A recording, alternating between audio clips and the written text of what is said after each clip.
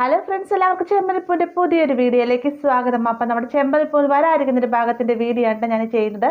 അങ്ങനെ നമ്മുടെ സച്ചി രേവതി പിണക്കത്തിലാണ്. പിണക്കമെന്ന് പറഞ്ഞപ്പോൾ നല്ല കട്ടക്കലിപ്പിനാണ് കേട്ടോ. ഇതിനെല്ലാം തുടക്കം വിടുന്നത് ശരത്താണെങ്കിലും ശരത്ത് ചെയ്ത ആ ഒരു തെറ്റ് നമ്മുടെ രേവതിയോട് പറഞ്ഞിരുന്നെങ്കിൽ ഇത്രയും വലിയ പ്രശ്നങ്ങളൊന്നും തന്നെ ഉണ്ടാവുകയില്ലായിരുന്നു. അപ്പോൾ ഈ പിണക്കത്തിനിടയിലും രണ്ടുപേരുടെ ജീവിതത്തിൽ തന്നെ മാറ്റിമറിക്കാൻ പോകുന്ന ഒരു വലിയ സംഭവം തന്നെ ഉണ്ടാവുന്നുണ്ട് കേട്ടോ. അതെപ്പോഴാണെന്ന് വെച്ച് കഴിഞ്ഞാൽ നമുക്കെല്ലാവർക്കും അറിയാമല്ലോ, ശരത്തിൻ്റെ ഈ ഒരു ഇഷ്യൂയോട് കൂടിയിട്ട് സച്ചി ആനടിയും കൂട്ടത്തിൽ തള്ളുന്നുണ്ട്. ആ ഒരു ദേഷ്യത്തിൽ ആനടി തിരികെ വന്നിട്ട് മഹേഷിനോടും മറ്റു കൂട്ടരോടുമായിട്ട് തൻ്റെ പൈസ നാളെ തന്നെ കിട്ടണം, അതല്ല എന്നാണെങ്കിൽ കാറുമായിട്ട് താൻ പോകുമെന്നൊക്കെ പറഞ്ഞിട്ട് പോകുന്ന സമയത്ത് പിന്നീട് സച്ചി വരുമ്പോഴത്തേക്കും മഹേഷ് ഒഴികെ ബാക്കി എല്ലാവരും സച്ചിയോടൊരു ഇഷ്ടക്കേടൊക്കെ പ്രകടിപ്പിക്കുകയാണ്. കാരണം സച്ചിയുടെ ദേഷ്യം കാരണമാണ് തങ്ങളുടെ കാർ നഷ്ടപ്പെടുന്ന എന്ന രീതിക്കൊക്കെ തന്നെ ഇവർ പറയുന്നുണ്ട്. ശരിക്കും പറഞ്ഞാൽ അവരുടെ സങ്കടം കൊണ്ട് പറയുന്നതാണ്. അപ്പോൾ ഇവരുടെ ഈ സങ്കടം കാണുമ്പോഴത്തേക്കും അത് താൻ കാരണമാണല്ലോ ഇവർക്ക് ഇങ്ങനെ ഒരു ഗതികേട് വരുന്നതെന്നൊക്കെ കാണുമ്പോഴത്തേക്കും സച്ചി നേരെ ആന്റണിയെ കാണാൻ ചെല്ലുകയാണല്ലേ. ആന്റണിയെ കാണാൻ ചെല്ലുന്ന സമയത്തും ആന്റണിക്ക് ഇല്ലാത്ത അഹങ്കാരമില്ല. ആന്റണി പറയുകയാണ്, നീ നിന്റെ കൂട്ടുകാർക്ക് വേണ്ടിയിട്ടല്ലേ എന്നെ തല്ലിയത്, അവരുടെ പൈസ നീ തന്നെ ഒപ്പിച്ചെടുക്കുക, അതല്ല എന്നാണെങ്കിൽ നാളെ ഞാൻ കാർ സ്റ്റാൻഡിൽ വരുന്ന സമയത്ത് എന്നെ കാലിൽ വീണ് നീ ക്ഷമ പറയണം എന്നൊക്കെ പറയുകയാണല്ലേ. ഇത് കേൾക്കുന്ന സമയത്ത് ഒരു അക്ഷരം പോലും മിണ്ടാതെ സച്ചി അവിടെ നിന്ന് പോവുകയാണ്. എന്നാൽ ആന്റണിയായിട്ട് സച്ചി മിണ്ടാതെ പോകുന്ന കാണുമ്പോഴത്തേക്കും തൻ്റെ മുന്നിൽ തോറ്റു മടങ്ങി പോവുകയാണെന്ന് കരുതിയിരിക്കുകയല്ലേ. പിറ്റേന്ന് രാവിലെ കാർ സ്റ്റാൻഡിലേക്ക് ചെല്ലുന്ന സമയത്താണ് ആന്റണിയെ ഞെട്ടിച്ചുകൊണ്ട് തന്നെ നമ്മുടെ മഹേഷിൻ്റെയും ബൈജുവിൻ്റെ എല്ലാ പണം സച്ചി ഏട്ടനെ കൊടുക്കുകയാണ്. മാത്രമല്ല ആ സമയത്ത് ആന്റണി നാണം കെട്ടാണല്ലോ അവിടെ നിന്ന് പോവുകയും ചെയ്യുന്നത്. ആന്റണി പോയി കഴിയുമ്പോഴത്തേക്കും നമ്മുടെ സച്ചിയോടായിട്ട് മഹേഷ് ചോദിക്കുന്നുണ്ട്, നീ എവിടെ നിന്ന് പണം ഒപ്പിച്ചതെന്നൊക്കെ ചോദിക്കുന്ന സമയത്താണ് തൻ്റെ കാറ് വിറ്റിട്ടാണ് നിങ്ങൾക്ക് പൈസ തന്നത് എന്നൊക്കെ പറയുമ്പോഴത്തേക്കും ഭയങ്കര സങ്കടമാവുന്നുണ്ട് കേട്ടോ. എന്തിനാ നീ ഇങ്ങനെയൊക്കെ ചെയ്തതെന്ന് ചോദിക്കുന്നുണ്ടെങ്കിൽ തൻ്റെ സുഹൃത്തുക്കൾക്ക് വേണ്ടിയിട്ട്, അതായത് താൻ മൂലം ഇനി അവർക്ക് അങ്ങനെ ഒരു അപകടം ഉണ്ടാവരുതല്ലോ എന്ന് കരുതിക്കൊണ്ടാണ് ഇങ്ങനെ ഒരു കാറ് വിൽക്കേണ്ടി വന്നത്.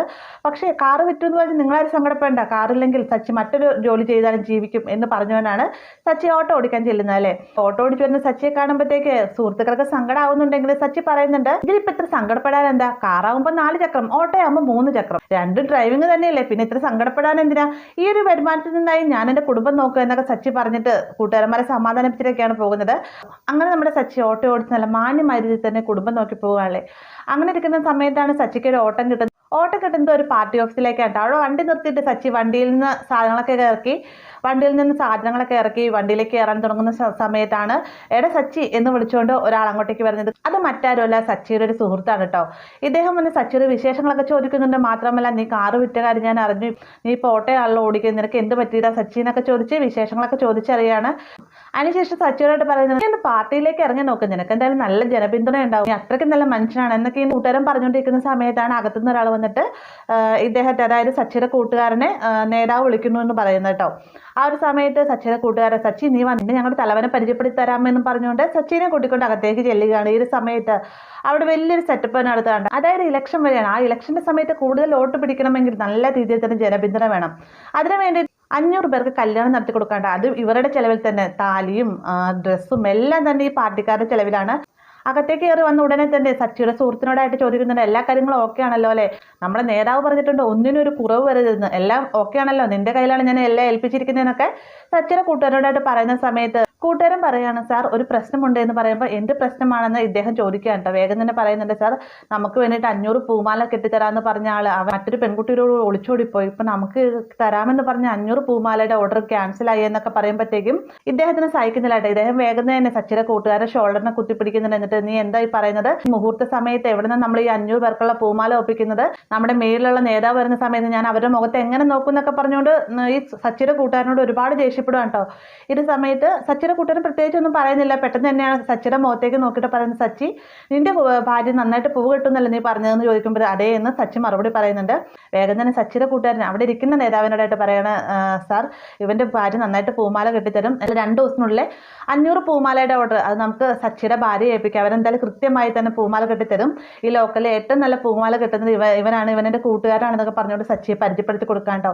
ഈ സമയത്ത് നേതാവ് ചോദിക്കുന്നുണ്ട്, എന്താ സച്ചി തയ്യാറാണല്ലോ, 500 പൂമാലയ്ക്കുള്ള ഓർഡർ ഞാൻ തരട്ടെ എന്ന് ചോദിക്കുമ്പോഴത്തേക്കും അതിനെന്താ സാർ ഞാൻ എന്തായാലും പൂമാല കെട്ടിത്തരും, എൻ്റെ ഭാര്യ നന്നായിട്ട് പൂമാല കെട്ടിത്തരുമെന്നൊക്കെ പറയാം. വേഗം തന്നെ സച്ചിയുടെ കൂട്ടുകാരനോടായിട്ട് ഇദ്ദേഹം പറയുകയാണ്, ഒരു 20,000 രൂപ അഡ്വാൻസ് കൊടുത്തിട്ട് ഈ പൂമാലയ്ക്കുള്ള ഓർഡർ സച്ചിക്ക് കൊടുത്തേക്കാൻ പറയാണ്ട്. ഇത് കേൾക്കുമ്പോഴത്തേക്ക് സച്ചിക്ക് ഭയങ്കര സന്തോഷമാവുന്നുണ്ട്. കാരണം പ്രതീക്ഷിക്കാതെ കിട്ടിയ ഒരു ഓർഡറാണിത്.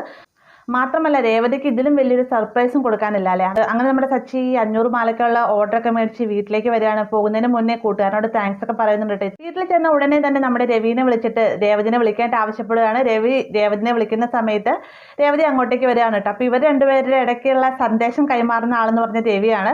ഈ ഒരു സമയത്ത് സച്ചി പറയുന്നുണ്ട്, അച്ഛാ ഒരു വലിയ സന്തോഷ വാർത്തയുണ്ട്, 500 പൂമാലക്കുള്ള ഓർഡർ കിട്ടിയിട്ടുണ്ടെന്ന് പറയുമ്പോഴത്തേക്ക് രേവതി വേഗം 500 പൂമാലക്കുള്ള ഓർഡറോ, വെറുതെ പറ്റിക്കാൻ പറയല്ല അച്ഛ എന്ന് ചോദിക്കുന്ന പറയാണ്. രവി വേഗം നീ പറ്റിക്കാൻ പറയുകയാണോടാ സച്ചി എന്ന് ചോദിക്കുന്ന സമയത്ത് അല്ല അച്ഛ, താൻ ഓട്ടം പോയ സമയത്ത് തന്റെ കൂട്ടുകാരനെ കണ്ടതും കൂട്ടുകാരന്റെ പക്കൽ നിന്ന് 500 പൂമാലയുടെ ഓർഡർ കിട്ടിയതുമായിട്ടുള്ള എല്ലാ കാര്യങ്ങളും സച്ചി പറയുകയാണ് കേട്ടോ. എന്നിട്ട് പറയുകയാണ് അച്ഛ ഇങ്ങനെയാണ് സംഭവം നടന്നതെന്ന് രേവതിയോട് പറ എന്ന് പറയുമ്പോഴത്തേക്കും വേഗം തന്നെ രേവതിയെ നോക്കുകയാണ്. രേവതിയാണെങ്കിൽ ശരി ശരി എന്നത്തേക്കാ പൂമാല വേണ്ടെന്ന് ചോദിക്കച്ച എന്ന് പറയാണ്.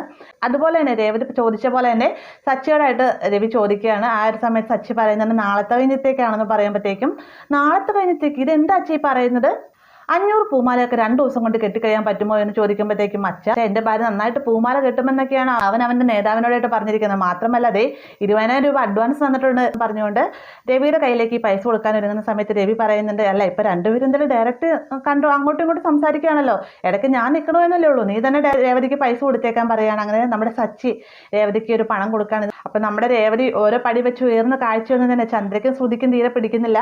രേവതിക്ക് 20,000 രൂപ അഡ്വാൻസ് കിട്ടിയെന്നൊക്കെ അറിയുമ്പോഴത്തേക്ക് ഇവർക്ക് ഇഷ്ടപ്പെടാത്ത രീതിക്കൊക്കെ പെരുമാറൊക്കെ ചെയ്യുന്നുണ്ട്. അപ്പൊ ഇങ്ങനെ ഒരു ഭാഗം നമുക്ക് വരാനിരിക്കുന്നതാണ്. വീഡിയോ ഇഷ്ടമായെന്ന് കരുതുന്നു. വീഡിയോ ഇഷ്ടമായി കഴിഞ്ഞാൽ ലൈക്ക് ചെയ്യാനും കൂടെ ചാനൽ സബ്സ്ക്രൈബ് ചെയ്യാനും മറക്കരുത്.